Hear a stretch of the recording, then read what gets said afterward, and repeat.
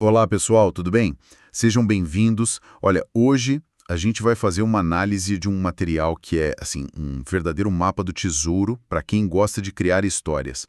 É um guia sobre como construir cenários urbanos, especificamente de horror gótico.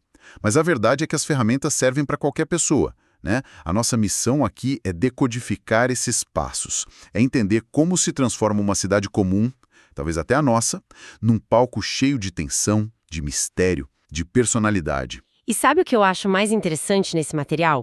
É como ele meio que desmistifica o processo criativo, né? Ele mostra que criar um mundo não precisa ser um ato de pura inspiração, quase místico. Pelo contrário, é um exercício de criatividade estruturada. A proposta é tratar a cidade como um personagem, com biografia, traumas, ambições. Quando a gente faz isso, a história que vai acontecer ali fica muito mais profunda, mais coerente. Criatividade estruturada. Gostei disso. Parece menos assustador. Então vamos começar pelo conceito central do guia, que é o cenário by night. Pelo que eu entendi, não é sobre criar uma aventura pronta com um começo, meio e fim. É mais sobre construir o pano de fundo, o palco. É isso? Exatamente. Pense num tabuleiro de xadrez, só que incrivelmente detalhado. O material não te dá as jogadas, ele te ensina a construir o tabuleiro, as peças e as regras daquele universo específico. A ideia é pegar uma cidade real, com seus marcos, sua geografia, e se perguntar: e se por trás disso tudo existisse um mundo sobrenatural? A história que a gente conhece seria só superfície. E para organizar essa versão da superfície, o guia sugere uma fórmula com 4 pilares. O primeiro é a identidade, a alma da cidade. O segundo é a história, mas a versão secreta, né? Reescrita com a influência de vampiros, por exemplo. O terceiro, a geografia, que vira um mapa de poder, de território. E por último, os personagens-chave, os dolos da noite. Confesso que, assim, de primeira, uma fórmula me soa um pouco, sei lá, restritiva. A gente não corre o risco de todas as cidades ficarem meio parecidas? É uma preocupação super pertinente. Mas a fórmula aqui funciona mais como um esqueleto do que como uma pele, sabe? Todos nós temos esqueletos parecidos, mas o que nos torna únicos é todo o resto. A geografia de Salvador, por exemplo, com cidade alta e cidade baixa, vai gerar um mapa de poder completamente diferente da geografia de Brasília, que é plana, quadriculada. A história secreta do Rio na Belle Époque vai ter uma vibe totalmente diferente da São Paulo industrial. A fórmula garante que você não esqueça de nenhum órgão vital, mas o coração que vai bater ali, esse vai ser o único. A geografia, por exemplo, deixa de ser só um mapa. Ela vira a causa dos conflitos. Quem controla o porto? Qual facção domina o centro financeiro? A trama já nasce daí. Entendi. É um checklist para garantir profundidade. Faz sentido. E, bom, com estrutura clara, vem a primeira grande decisão: escolher a cidade. O material propõe 3 caminhos. O primeiro me parece o mais intuitivo: partir do real para o imaginário, usar um lugar que a gente já conhece. Sim, é um método que usa a familiaridade a seu favor. Se você mora, sei lá, em Curitiba, você já conhece o frio, a arquitetura, o nome dos bairros. Você não precisa inventar isso. O seu trabalho é olhar para o Jardim Botânico numa noite de neblina e pensar: o que está acontecendo aqui que ninguém vê? 90% do cenário já está pronto, entende? Só falta inserir a camada de mistério. A conexão emocional é quase instantânea. E o segundo caminho é o inverso, do imaginário para o real. A gente começa com uma ideia de história, um tema, e depois procura a cidade que serve para aquilo. O exemplo do guia é ótimo. Se eu quero uma história sobre conflito de classes, sabe? A elite contra as massas. Se imediatamente pensa em cidades com essa divisão muito marcada. São Paulo é um palco perfeito. Condomínios de luxo murados a poucos quilômetros de comunidades enormes. Nova York também, com a opulência de Manhattan contrastando com o Bronx. Nesse caso, a escolha da cidade é uma decisão dramatúrgica.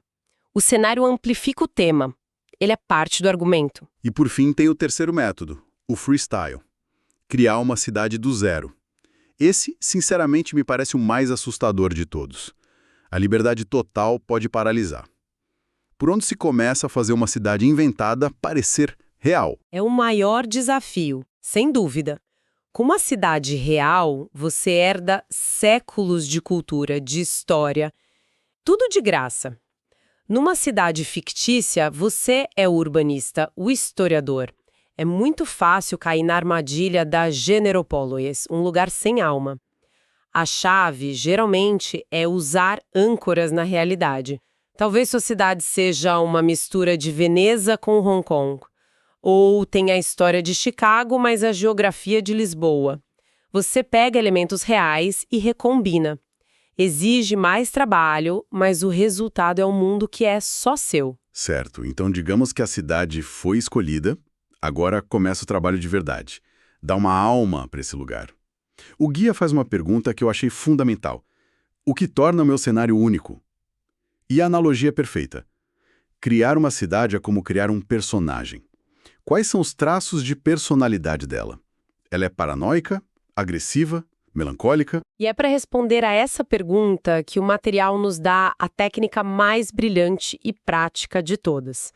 Ela é atribuída ao Mark Hanehagin, um dos criadores de Vampiro: A Máscara, quando ele estava desenvolvendo o cenário para a cidade de Gary, em Indiana, um lugar real, um polo industrial em declínio. Ah, essa parte é fantástica. É muito concreta. Totalmente. A técnica é de uma simplicidade genial. O Hanehagin estava passando de carro pela região e começou a listar, literalmente, tudo que chamava a atenção dele na paisagem. Só imagens concretas, sem adjetivos. A lista que o material cita tem coisas como outdoors rasgados, poças de água suja com reflexos de óleo, chuva ácida, fábricas abandonadas, cercas de arame farpado enferrujadas. E quando você lê essa lista, a imagem se forma na sua cabeça. Na hora. Ninguém precisa dizer que a cidade é decadente ou opressora. A gente vê a decadência nos outdoors rasgados. A gente sente a opressão na chuva ácida. As imagens criam a emoção. Exatamente. É a diferença entre mostrar e contar. O princípio básico de qualquer boa narrativa. Em vez de usar o adjetivo decadente, você descreve a imagem que te levou a essa conclusão. E o mais interessante é como essa lista vira uma ferramenta prática. O guia sugere que o narrador mantenha essa lista à mão durante o jogo. Sim, para usar nas descrições. Em vez de dizer, vocês andam por uma rua escura, você diz, vocês andam por uma rua onde a única luz vem de um semáforo quebrado e o vento balança um outdoor rasgado que faz um barulho fantasmagórico. Muda tudo. A atmosfera é construída detalhe por detalhe. E garante consistência. Se o clima da sua cidade é de paranoia, sua lista pode ter câmeras de segurança em lugares inesperados, vizinhos olhando pelas frestas das cortinas, sirenes ao longe que nunca chegam perto. Ao inserir esses detalhes consistentemente, você faz com que os jogadores sintam a paranoia. Não é só informar. Transforma um conceito abstrato numa experiência sensorial. Ok, isso é muito poderoso. E com essa identidade sensorial definida, a gente pode pensar na estrutura da trama. O guia menciona aquela regra de um vampiro para cada 100.000 mortais, mas aconselha não se prender a isso, o que eu acho ótimo. Mas a dica mais interessante aqui é sobre não precisar criar todos os personagens de uma vez. A sugestão é criar só os essenciais e deixar vários espaços em branco. E esse conselho vale ouro. Deixar espaços em branco é uma decisão estratégica, sabe? Isso dá espaço para a narrativa respirar e reagir às ações dos jogadores. Se no meio da história eles decidem investigar uma corporação que você não tinha planejado, você tem um espaço em branco ali, você pode criar um executivo rival, um informante, que se encaixe perfeitamente naquele momento, em vez de forçar um personagem que já existia e não tem nada a ver com a situação. A história fica mais orgânica. Faz todo sentido. E com essa base pronta, o guia apresenta os dois conceitos que, para mim, são a fundação de tudo. Tema e clima. Duas palavras-chave que guiam todo o resto. O tema sendo o tipo de história, o quê. É a premissa central, a questão dramática principal daquele cenário. Exato. Os exemplos do material ajudam a entender. Um tema poderia ser guerra de gerações. onde todo o conflito gira em torno dos mais velhos e conservadores contra os mais novos e anarquistas. Outro, Paixão Proibida, com histórias focadas em alianças impossíveis entre facções inimigas. Ou algo mais direto, como Ação Explosiva, com foco em combate e perseguição. Definir o tema é como escolher o gênero de um filme. Se você vai assistir a uma comédia romântica, você espera certas coisas. Se vai assistir a um filme de terror, espera outras. O tema alinha as expectativas de todo mundo. Ele diz: nesta cidade, as histórias que importam são sobre isso. E aí vem o par perfeito dele, o clima. Se o tema é o quê, o clima é como se sente. É a atmosfera, a emoção que predomina. Usando o exemplo da cidade de Gary, o tema poderia ser luta pela sobrevivência, mas o clima seria, sem dúvida, decadência. Tudo no cenário deveria evocar essa sensação de algo que está ruindo. Perfeito. Outros exemplos de clima poderiam ser Paranoia, onde a sensação constante é de estar sendo vigiado. Ou Tragédia Iminente, aquela atmosfera pesada, sabe? De que algo terrível está prestes a acontecer. E a combinação dessas duas palavras, tema e clima, é que é a verdadeira mágica. Como assim? Pense nessa dupla como um briefing criativo que você escreve para si mesmo. O tema é a lógica, a estrutura da trama, o clima é a emoção, a textura da experiência. Qualquer grande obra de ficção tem isso muito bem definido. Um filme do David Fincher, por exemplo. O tema pode ser a busca obsessiva pela verdade, mas o clima é sempre de tensão psicológica e desespero urbano. Essa dupla dá foco ao mundo e impede que ele vire uma colcha de retalhos de ideias aleatórias. É a âncora criativa que o guia menciona. Para cada novo personagem, local ou evento, o criador pode se fazer duas perguntas simples.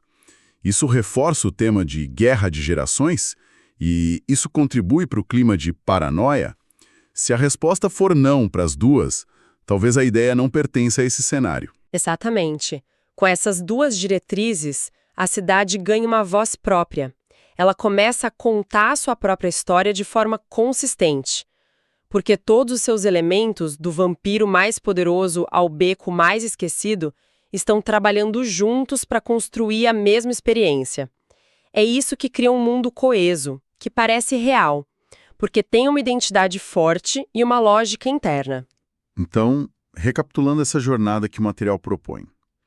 A criação de um mundo imersivo está longe de ser um acidente feliz. É um processo de design quase de arquitetura.